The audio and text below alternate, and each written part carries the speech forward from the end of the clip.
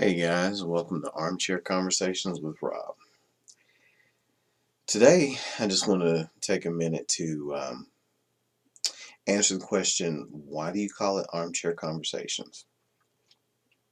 Well, I like the Armchair Conversations because it kind of sums up the way that some of my beginning life was set up. When we were kids, we played out in the neighborhood and we do outdoor activities. And there was lots of family around at different times of the day and places, like when your mom and dad and aunts and uncles and things got off from regular 9 to 5 type work or jobs, or the ones that worked in shift work or different types of hours would come in.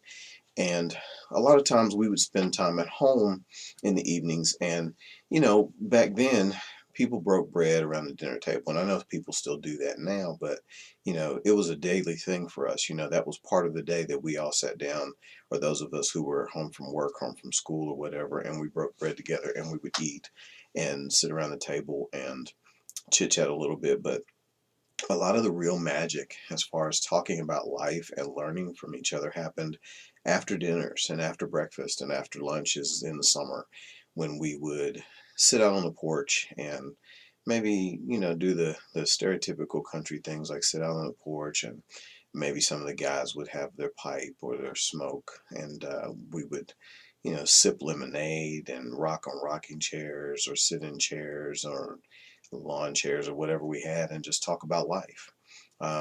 Any kind of subject. I mean, we would talk about anything from sports to why people do the things they do, or at least why we thought they did. And I always found it beneficial. I mean, I like activity and I like to be active, but I also like to share ideas that matter with people who care. And there's nothing like being able to sit around with your friends, or nowadays, we do it on the internet and we can FaceTime and phone call and internet call and voice chat and all this kind of stuff. But there isn't anything that really replaces being able to sit around with people who are maybe enough like-minded that you can carry on a conversation, but have enough differences and nuances that you can learn something, or they can contribute something to your thinking, your knowledge, or even have spirited debates, discussions, and outright arguments about what things mean and what they think, what you think, what they think you should think, what you think they should think, and basically have those armchair type of conversations. And I kind of want to bring that feel to what I'm doing. And so I decided to call it that because a lot of times, most of the things that I got that were useful to me as a youngster growing up, that I was learning from those who were older, wiser, had been someplace that I hadn't been, were people who were sitting in their armchair and talking, telling me about something, telling my mom, my sisters, which they were my adopted sisters, my uncles, my aunts, about whatever, you know. Um, and I just want to bring that to the internet. I want to bring that to life. I feel like Armchair Conversations is something that is cool for those who maybe would be a little bit more intimidated to pick up some book by some big name transformational person or self development person. Um, Maybe my message is to get the grassroots person started. The person who has never really done this stuff before, but maybe has some curiosity about having a better life, but doesn't want to like jump into a 12-step course that they're going to pay hundreds of dollars for to get started.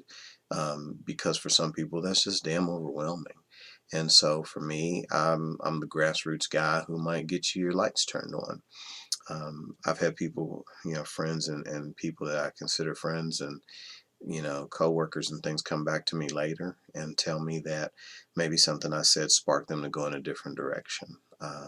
And I definitely have had people tell me things that sparked me to go in different directions, read different things, informal mentors, if you will, along the way.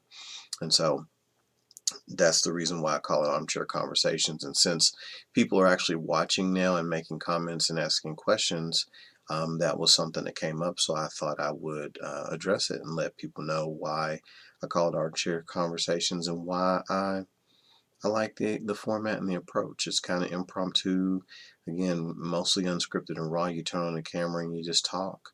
And I miss that about my upbringing. It was something that was near and dear and kind of fun to me because it gave us a sense of camaraderie and togetherness, and it gave us a chance to learn from one another in an informal environment where you didn't feel ridiculed or put upon, or you didn't feel out of sorts to ask questions that maybe you wouldn't ask in a big forum with a bunch of people or in a seminar with people you very rarely know. So anyway, that's my reason why I call it Armchair Conversations. And like I said, if you like it, subscribe. If you don't like it, don't. If you want to leave comments, please do. If they're positive or negative, I don't really care. I'm just out here and do something, as I always say. Don't just sit there and not bother. I mean, the reason people are out here talking is because they want to hear from you.